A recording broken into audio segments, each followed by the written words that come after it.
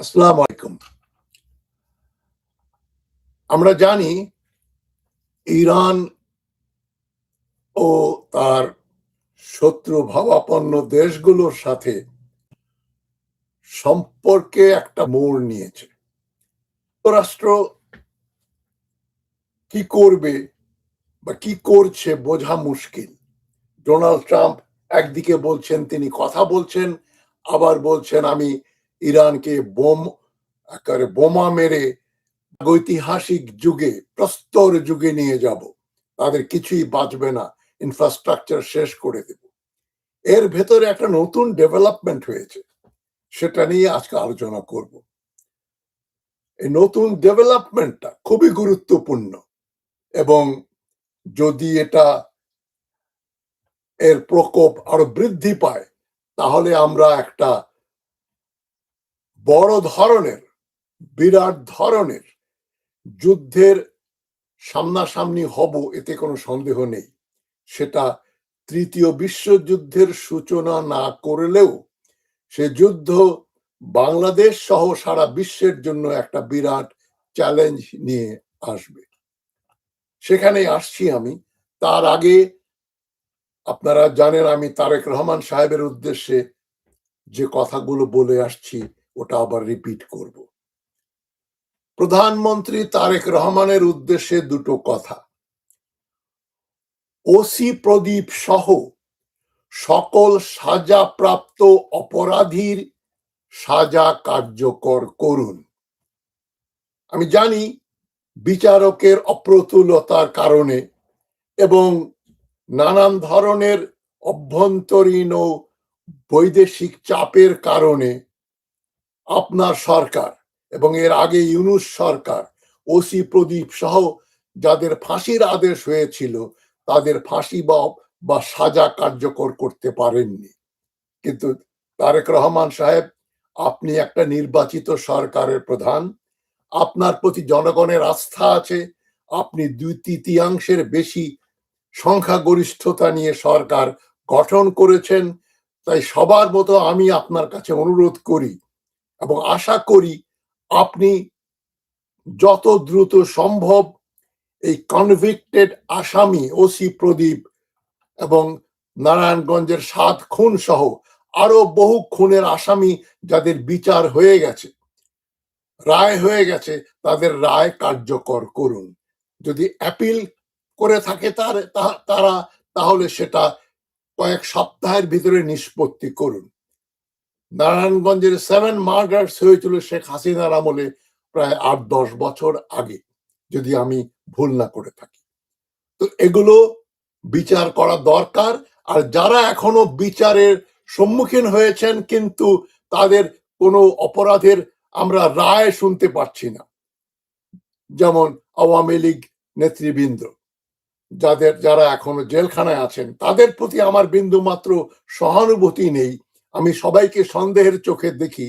তবে আমি আশা করি আপনি কয়েক সপ্তাহের ভেতরেই যারা যারা সালমান রহমান সহ যারা যারা জেলখানায় আছেন, রাশেদ খান মেনন এবং অন্যেরা, তাদের একটা রায় আমরা চাই। নির্দোষ বা দোষী যেটাই হোক, সেটা না করলে এর পরে যদি তাদের ছেড়ে দিতে হয় সেটা হবে একটা বিচারের নামে প্রহসন, এবং যাদের রায় হয়ে গেছে তাদের রায় কার্যকর না করাটা হবে, আমি মনে করি এখনো হচ্ছে সেটা, আদালত অবমাননা। আশা করি আপনি আমার কথা রাখবেন, শুনবেন। তো এখন আমরা মূল বিষয়ের দিকে আসছি। সেটা হচ্ছে আরেকটা দেশ, আমরা জানি মার্কিন যুক্তরাষ্ট্র এবং তার ওই অঞ্চলের কিছু মিত্র দেশ, সৌদি আরব, বাহরাইন এবং ইনিশিয়ালি কুয়েত, কাতার, এরা ইরানের বিরুদ্ধে যুদ্ধে অংশগ্রহণ করেছিল। এখন নতুন শত্রু আসছে ইরানের জন্য, সেটা হচ্ছে ইউরোপের একটা দেশ, ইউক্রেন। আমরা জানি এই অল্প কয়েকদিন আগেই কাস্পিয়ান সাগরে, যেটা রাশিয়া এবং ইরানের ভেতরে একটা সাগর, একদিকে আজারবাইজান, পশ্চিম দিকে আজারবাইজান, দক্ষিণ দিকে ইরান, উত্তর দিকে রাশিয়া, এই যে বিরাট একটা দ্বীপ, একটা হ্রদ বলা যায়, কাস্পিয়ান সি, সেখানে ইউক্রেন একটা ইরানি জাহাজের উপর হামলা করেছে। উস্কানিমূলক হতে পারে, এবং তবে ইউক্রেন বলছে ইরান রাশিয়াকে যুদ্ধের ব্যাপারে সাহায্য করে আসছে, তাই আমরা ইরানকেও শত্রু রাষ্ট্র বলে মনে করি, সেই জন্য হামলা করা হয়েছে। এখন এই হামলার পরে ইরান কি আবার রিটালিয়েট করবে, প্রত্যুত্তর দেবে, এবং এর ফলে কি যুদ্ধ আরো দীর্ঘস্থায়ী হবে, এবং ইরান এখন শুধু মার্কিন যুক্তরাষ্ট্র না, ইউরোপের সঙ্গে, নেটোর সঙ্গে বা ইউক্রেনের সঙ্গে জড়িয়ে পড়বে, তাহলে তো একটা ভয়াবহ চিত্রের দিকে আমরা যাচ্ছি। সেটা হবে কিনা আমরা নিশ্চিত নই, তবে এ ব্যাপারে একটু আলোচনা দরকার। এখন এই সম্পর্কটা অনেক বেশি শত্রুতাপূর্ণ, এবং এখানে প্রক্সি আকারে ইউক্রেন আমেরিকার পক্ষে হয়তো ইরানের বিরুদ্ধে যুদ্ধে নামলেও নামতে পারে, কারণ মার্কিন যুক্তরাষ্ট্র এখন প্রায় মিত্রহীন হয়ে পড়েছে। নেটোর দেশগুলো লিপ সার্ভিস দিচ্ছে, যদিও ব্রিটেন তাদেরকে, আমেরিকাকে তাদের ঘাঁটি ব্যবহার করতে দিয়েছে ভারত মহাসাগরে, তবে অন্যান্য দেশগুলো নিশ্চুপ, এবং কয়েকটা দেশ তো রীতিমতো মার্কিন যুক্তরাষ্ট্রের বিরোধিতা করছে, নেটো মেম্বার, স্পেন যেমন, ইটালি যেমন। সুতরাং ইউক্রেন যেন সে পথে না যায় সেটা আমেরিকা চেষ্টা করবে।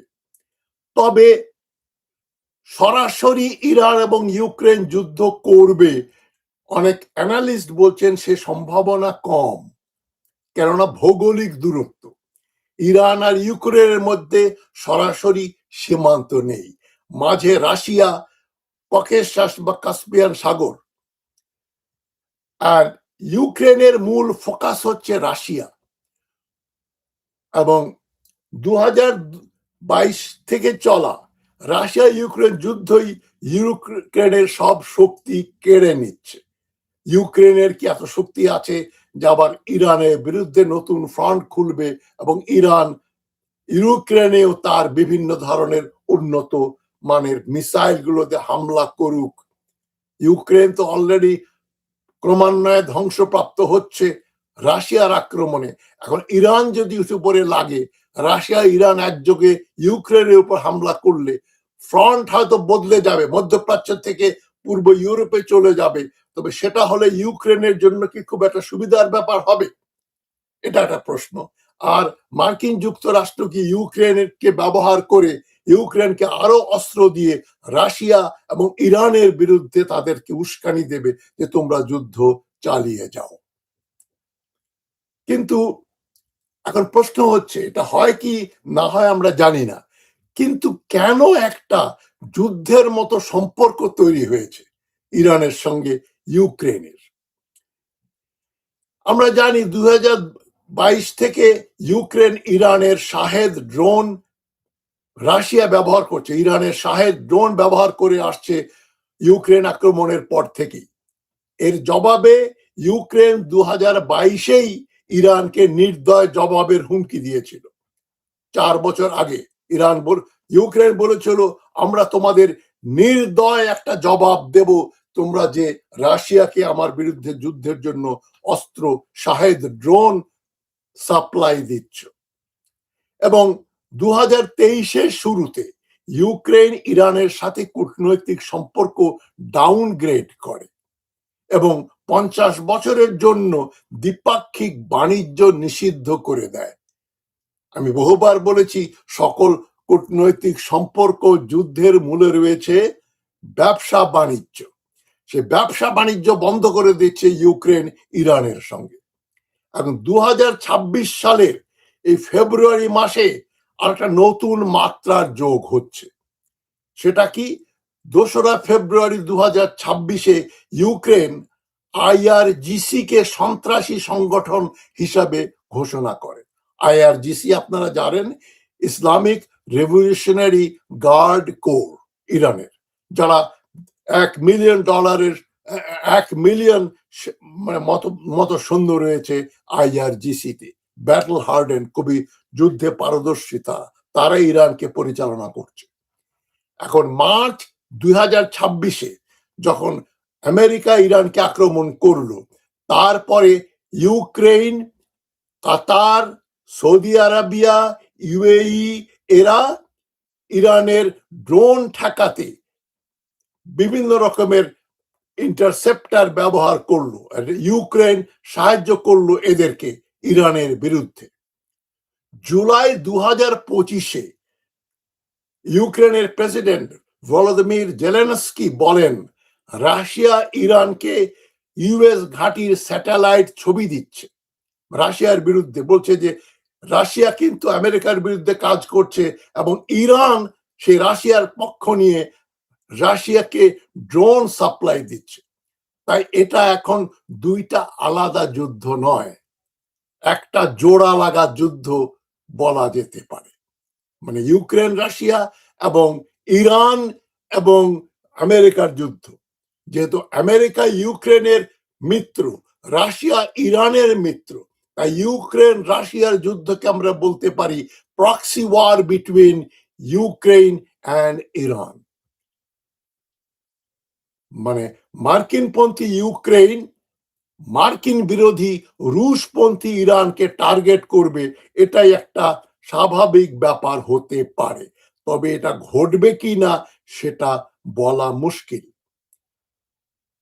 এখন রাশিয়া ইউক্রেন যুদ্ধে ইরানের যে ভূমিকা ছিল, ড্রোন সাপ্লাই দিয়েছে রাশিয়াকে, একটা রিস্ক তো আছেই যে রাশিয়ার সঙ্গে ইউক্রেনের যুদ্ধ হচ্ছে, ইউক্রেন যদি অ্যাটেনশন চেঞ্জ করে রাশিয়ার সঙ্গে যুদ্ধ করছে, ইরানের উপর যদি হামলা করে তাহলে ইরানকে আরেকটা ফ্রন্ট সামাল দিতে হবে। তবে আবার এটাও বলা যায় ইউক্রেনেরও রাশিয়া ছাড়া এখন আবার ইরানের দিকে আরেকটা ফ্রন্ট খুলতে হবে। তো এখন কোন দিকে মোড় নেয় ঘটনা আমরা জানি না। ইউক্রেনের সঙ্গে ইরানের কূটনৈতিক সম্পর্ক হয় 1992 সালে। 2023 পর্যন্ত 20 পর্যন্ত সম্পর্ক মোটামুটি ভালো ছিল। তবে 2022-এর দিকে রাশিয়া ইউক্রেন আক্রমণ করার পরে ইরান রাশিয়ার সমর্থনে রাশিয়াকে ড্রোন সাপ্লাই দেয়াতে, শাহেদ ড্রোন নিজেদের তৈরি করা, এটা রাশিয়া ইম্পোর্ট করে ইরানের কাছ থেকে। তো ইউক্রেনের সঙ্গে সম্পর্ক খারাপ হচ্ছে, যেটা বললাম। 2020 সালে একটা টার্নিং পয়েন্ট হয়েছে। আইআরজিসি ইউক্রেনের ফ্লাইট 752 গুলি করে 176 জন সৈন্য মেরে ফেলে। সুতরাং আইআরজিসি ইউক্রেনের একটা বিমান ভূপাতিত করেছিল 2020 সালে। সে রাগ কিন্তু ইউক্রেনের এখনো আছে। 2022 থেকে ইরান রাশিয়াকে শাহেদ ড্রোন সাপ্লাই করছে, বিনিময়ে রাশিয়া ইরানকে S-400 স্যাটেলাইট ডেটা দিচ্ছে। ইউক্রেনের অভিযোগ, ক্রিমিয়ায় ইরানি সামরিক উপদেষ্টা যারা ছিল ইউক্রেন, তারা ইউক্রেনের 10 জনকে মেরেছে।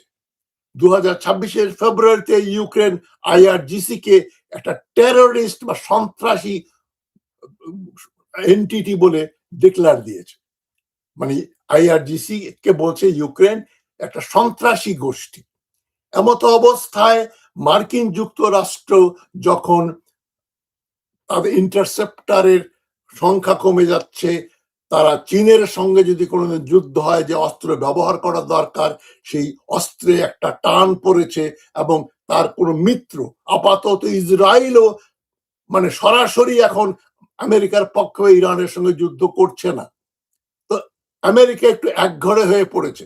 সেজন্য তার সঙ্গে যদি ইউক্রেনের মতো একটা শক্তি যারা রাশিয়ার সঙ্গে যুদ্ধ করে যাচ্ছে যোগ দেয়, তাহলে আমেরিকার জন্য একটা শুভ সংবাদ নিয়ে আসতে পারে এটা।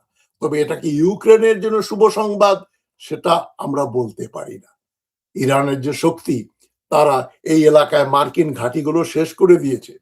তাদের এই উন্নত মানের খাইবার শিকান এবং আরো এমাদ, এই সমস্ত অতি উন্নত মানের যে মিসাইল রয়েছে, যেগুলো ইন্টারসেপ্টরকে ডজ করে তারা আক্রমণ করতে পারে, তাদেরকে এখন আর সহজেই ইন্টারসেপ্টর দিয়ে আঘাত করা যাচ্ছে না। তো ইউক্রেন এই যে এটা রিস্কটা নিচ্ছে, এর ফলে এলাকায় অস্থিরতা বৃদ্ধি পাবে এবং এই যে একে অপরের শত্রুর বন্ধু বলে অভিহিত করছে। বন্ধু হচ্ছে রাশিয়া ইরানের জন্য, তো রাশিয়ার শত্রু হচ্ছে ইউক্রেন, আবার রাশিয়া হচ্ছে ইউক্রেনের শত্রু, সেই শত্রুর বন্ধু হচ্ছে ইরান। সুতরাং এটা একটা খুবই যুদ্ধ হওয়ার মতো একটা সিচুয়েশন, এতে কোনো সন্দেহ নেই। এ ধরনের কারণে পৃথিবীর বিভিন্ন জায়গায় বিভিন্ন সময় যুদ্ধ হয়েছে। প্রথম মহাযুদ্ধ, দ্বিতীয় মহাযুদ্ধ সহ বড় বড় যুদ্ধ এরকম হয়েছে। শত্রুর বন্ধুর বিরুদ্ধে যুদ্ধ করা এটা একটা ইতিহাসের নিয়ম হয়ে দাঁড়িয়েছে। সুতরাং আমরা শেষ কথা যেটা বলতে পারি, আমরা এখন দুইটা আলাদা যুদ্ধ দেখছি না, একটা জোড়া লাগা যুদ্ধ দেখছি। এবং এই যুদ্ধের বোধহয় সূত্রপাত হলো ইউক্রেন ইরানের মিসাইল, ইরানের জাহাজের উপর আক্রমণ করলো এখন কাস্পিয়ান সিতে। এখন সৌদি আরব কি আবার ইউক্রেনের সঙ্গে যোগ দেবে? যেটা দেখা যাচ্ছে ইরানের আশীর্বাদ পুষ্ট হুথির গেরিলারা বাবল মান্দাব বন্ধ করে দেবে বলেছে সৌদি আরবের জন্য। সৌদি আরবের তেলের যে রপ্তানি হয় তার প্রায় 90% তেল এই বাবল মান্দাব দিয়ে ভারত মহাসাগর হয়ে এশিয়া প্যাসিফিক অঞ্চলে রপ্তানি করে। সেটা বন্ধ হয়ে গেলে সৌদি আরবের ইকোনমি বন্ধ হয়ে নষ্ট হয়ে যাবে, আঘাতপ্রাপ্ত হবে। সুতরাং সৌদি আরবকে ওখানে আমেরিকার সঙ্গে নিচ্ছে। এখন পাকিস্তানের সঙ্গে সৌদি আরবের একটা ডিফেন্স প্যাক্ট আছে, মিউচুয়াল ডিফেন্স প্যাক্ট আছে। পাকিস্তানও কি সৌদি আরবের সঙ্গে এই চুক্তির কারণে, এবং পাকিস্তান কুয়েতের সঙ্গেও একটা মিউচুয়াল ডিফেন্স প্যাক্ট করেছে, যে পাকিস্তান একটা মধ্যস্থতার করার জন্য ভূমিকা পালন করে আসছে, সেখানে কি একটা আমরা দেখব পরিবর্তন আসছে? মার্কিন যুক্তরাষ্ট্র যদি পাকিস্তান, সৌদি আরব, ইউক্রেন সবাইকে ব্যবহার করে ইরানের বিরুদ্ধে আগ্রাসন শুরু করে, এ সম্ভাবনা একেবারে উড়িয়ে দেয়া যায় না। তাহলে কিন্তু যুদ্ধে একটা বিরাট ধরনের নতুন মাত্রা যোগ দেবে। ইরান অলরেডি বলে দিয়েছে হরমুজ নিয়ে তাদের যে অবস্থান ছিল সেখান থেকে সে সরে আসেনি, হরমুজের নিয়ন্ত্রণ ইরান রাখবে, এবং ওমানের সঙ্গেও নেগোসিয়েশন চলছে। ওমানও কিন্তু এখন আবার ইরানের বিরুদ্ধাচরণ করার সাহস পাচ্ছে না। এমতো অবস্থায় ইরান চারদিক থেকে যদি মনে করেন এনসার্কেল হয়ে যায়, রাশিয়ার জন্য সেটা একটা শুভ সংবাদ নয়। রাশিয়া ইরানকে তার পাশে পেতে চায় এই শাহেদ ড্রোনের জন্য, এবং তার ইরানকে যদি মার্কিন পন্থীরা, ইউক্রেন পন্থীরা পরাভূত করতে পারে, তাহলে রাশিয়ার আক্রমণ করার জন্য আরেকটা ফ্রন্ট খুলতে পারে তার শত্রু দেশগুলো। এবং এই ধরনের পরিস্থিতিতে আমরা দেখতে পাচ্ছি, মনে করি চীন সারাক্ষণ বসে থাকবে বলে আমার মনে হয় না। চীন যদি দেখে তার মিত্র ইরান আক্রান্ত হয়েছে, ইউক্রেন নতুন শত্রু হিসাবে আবির্ভূত হচ্ছে, পাশে আবার সৌদি আরব, তাহলে চীনেরও একটা ভূমিকা এখানে আমরা দেখতে পাবো বলে মনে হয়। তবে আমার আরেকটা ব্যাপার পরিষ্কার করা উচিত, পাকিস্তান চীনের সঙ্গে এত ওতপ্রোতভাবে জড়িত, মানে 46 থেকে 60 বিলিয়ন ডলার চায়না ওখানে ইনভেস্ট করেছে পাকিস্তানে। চায়না পাকিস্তান ইকোনমিক করিডোর, এটা চীনের জন্য দরকারি, তবে পাকিস্তানের জন্য একটা অপরিহার্য ব্যাপার। এই যে গোয়াদার বন্দর দিয়ে যে চীনকে ট্রানজিট দেয়া, এর ফলে পাকিস্তানের লাভ হচ্ছে, এবং পাকিস্তান চীনের অস্ত্র সামগ্রী এবং চীনের সঙ্গে যে সিকিউরিটি যে প্যাক্ট, তার উপর নির্ভর করে সে ভারতের সঙ্গে চোখে চোখ রেখে কথা বলতে পারে। চীন যদি পাকিস্তানের পাশ থেকে সরে যায়, তাহলে ভারত বেলুচিস্তানে এবং পাকিস্তানি আজাদ কাশ্মীরে সন্ত্রাসী কার্যকলাপ চালু করতে পারে, আরো বৃদ্ধি করতে পারে সন্ত্রাসী কার্যকলাপ। সেজন্য পাকিস্তান খুব একটা কমফোর্টেবল অবস্থায় থাকবে না যদি সে সৌদি আরবের সঙ্গে চুক্তি রয়েছে বলে সৌদি আরবকে খুশি করতে গিয়ে সৌদি আরবের পক্ষে ইরানের বিরুদ্ধে যুদ্ধের নামে, তাহলে চীন পাকিস্তানের কাছ থেকে সরে যাবে।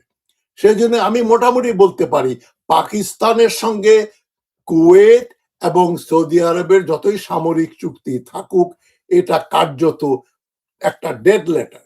পাকিস্তান এটাকে অ্যাক্টিভেট করবে না। পাকিস্তান সক্রিয়ভাবে বা পরোক্ষভাবে হলেও ইরানের বিরুদ্ধে যুদ্ধে যাবে না, কেননা চীন রয়েছে তার পাশে। এবং যদি পাকিস্তান ইরানের উপর আক্রমণ করতে চায়, তাহলে চীন তার পাশ থেকে সরে যাবে। এটা পাকিস্তান অ্যাফোর্ড করতে পারে না। তবে ইউক্রেন আরেকটা ফ্রন্ট খুলবে, রাশিয়া একটা, ইরানে আরেকটা, এটা লিস্ট লাইকলি হবার সম্ভাবনা কম। তবে অনেক সময় সম্ভব জিনিস হয় না, অসম্ভব জিনিস হয়ে যায়। দেখা যাক, সময় আমাদের জানাবে আমরা কি ইউক্রেনের সঙ্গে ইরানের একটা নতুন যুদ্ধ শুরু হলো বলে আমরা প্রত্যক্ষ করব, নাকি অনেক পর্যালোচক যারা বলছেন এটা একটা জয়েন্ট যুদ্ধ, দুটো যুদ্ধ এক হয়ে গেছে। ইউক্রেন ইরানের বিরুদ্ধে মানে যুদ্ধে না নামলেও তারা সক্রিয়ভাবে ইরানের বিরোধিতা করবে। এই বিরোধিতা কোন দিকে যায় সেটাই আমাদের এখন দেখার বিষয়। ভালো থাকবেন সবাই। সবাইকে অভিনন্দন জানিয়ে আবার অনুরোধ করছি, আমার চ্যানেল ভালো লাগলে সাবস্ক্রাইব করবেন এবং শেয়ার করবেন। ধন্যবাদ সবাইকে।